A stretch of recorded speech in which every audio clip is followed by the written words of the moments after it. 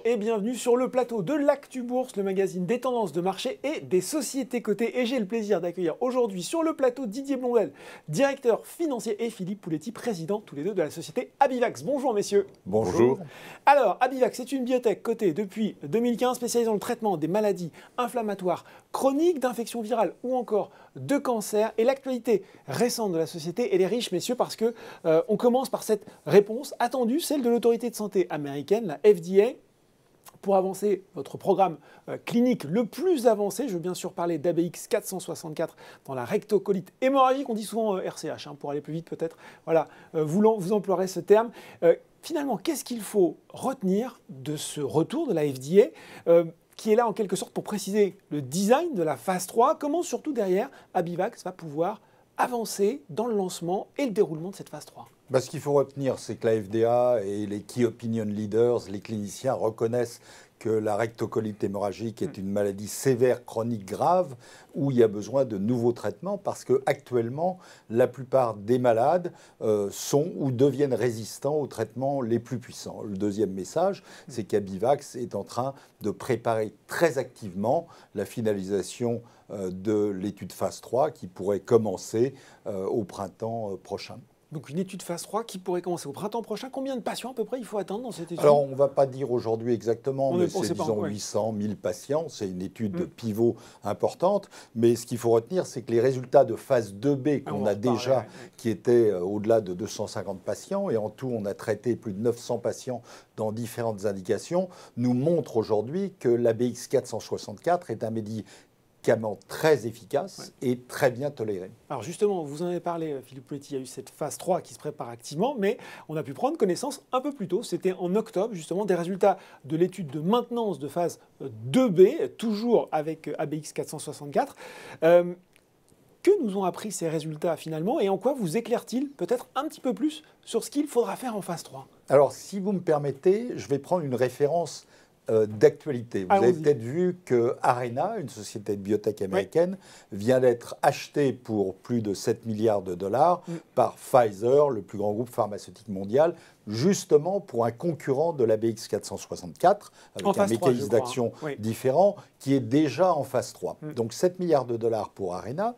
Et quand on fait une comparaison des résultats de phase 2B du médicament d'Arena par rapport au médicament d'Abivax, qu'est-ce qu'on voit? Alors bien sûr, ce n'est pas un essai contrôlé avec les deux en parallèle chez les mêmes malades, mais c'est des résultats publiés de phase 2B. Donc on voit qu'à 1 an, l'ABX 464 a une efficacité, c'est-à-dire la rémission clinique de la maladie, de 59%, alors que le médicament d'Arena a une efficacité de 33%. Donc une efficacité un peu supérieure. Est-ce que alors, c'est pas un peu supérieur, c'est quasi 2 fois. Vous voyez, pour les malades qui ont des diarrhées chroniques, qui perdent du poids, qui ont des douleurs abdominales, dont la vie professionnelle et sociale est très altérée, c'est des différences très importantes. Et vous voyez, ce n'est pas des résultats à 2 mois ou 3 mois, ce sont des résultats à 1 an. Et à Abivax, on a des malades qui sont maintenant depuis 3 ans, 4 ans sous traitement avec l'ABX 464 et très contents de l'être. Alors bien sûr, il va falloir confirmer ces très bons résultats par les études phase 3, mais ce que je peux vous dire aujourd'hui, c'est que les cliniciens aux États-Unis, en Europe, les entreprises pharmaceutiques regardent Abivax. On répète peut-être, ou on rappelle pour les gens qui ne le sauraient pas, quel est aujourd'hui finalement l'enjeu autour de la rectocolite hémorragique, le nombre de patients à travers le monde? Alors, l'enjeu, c'est d'avoir des médicaments qui, dans la durée, vont permettre aux malades de retrouver une vie normale, avec diminution de la perte de poids, diminution des diarrhées, diminution des douleurs, et sans avoir besoin de passer d'un médicament à l'autre tous les 2 mois, sans avoir besoin de médicaments très toxiques comme les corticostéroïdes. C'est ça l'enjeu. Alors, le marché, c'est quoi? C'est à l'échéance 2025-2026, ce sera pour la rectocolite hémorragique 12 milliards de dollars. Si vous ajoutez la maladie de Crohn, qui est une maladie très apparentée de mécanismes similaires, la rectocolite, c'est le côlon, la maladie de Crohn touche aussi l'intestin grêle, eh bien ce sera à peu près 25 milliards. Si vous ajoutez la polyarthrite rhumatoïde, où on a également des résultats de phase 2A positifs, c'est 50 milliards. Et si vous regardez toutes les maladies inflammatoires, à l'échéance 2026, ce sera, Didier, confirme-moi, 110 milliards de dollars.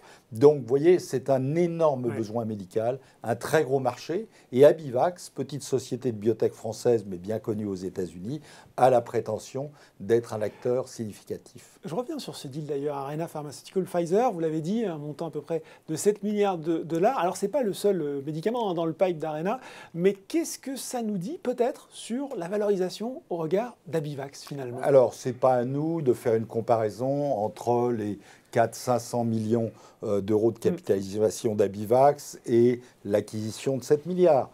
Mais je vais vous laisser conclure. Oui, effectivement.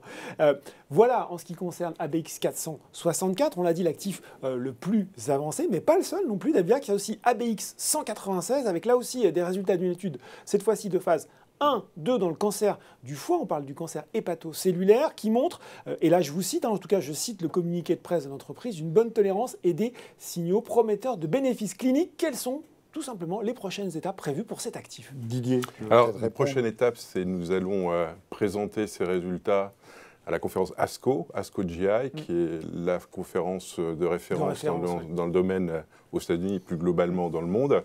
Vous savez, la particularité, jusque-là, on est tenu par un embargo, ce que l'ASCO nous demande pour donner les détails de ces résultats. Donc, après l'ASCO, eh bien, on va présenter ces résultats de manière plus détaillée.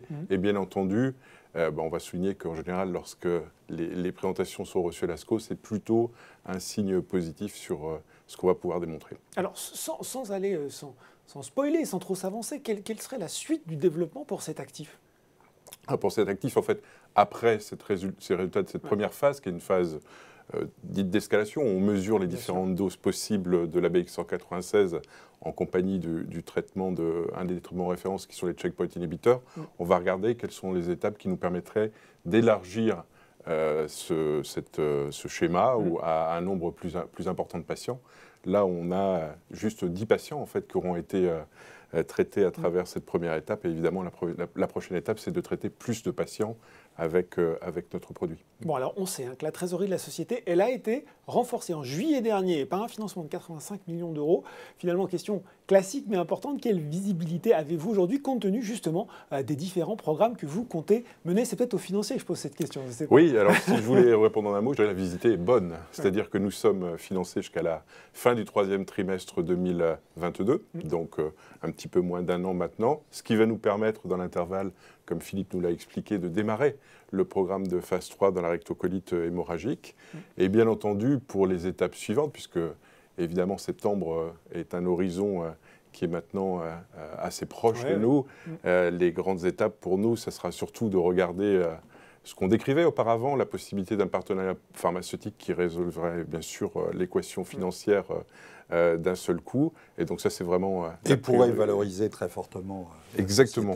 Et bien entendu, avec la possibilité, comme on l'a prouvé, de savoir se financer d'autres manières, en ayant vraiment le souci d'avoir une approche qui respecte et permet de développer la valeur pour chaque actionnaire. Bon, alors c'est fort bien parce que vous avez fait la transition avec ma dernière question. J'allais vous demander finalement peut-être un mot sur les prochaines communications que vous pourriez faire au marché. J'avais noté sur ma petite feuille développement clinique et pourquoi pas annonce de partenariat pour pouvoir lancer toutes les études que vous souhaitez réaliser.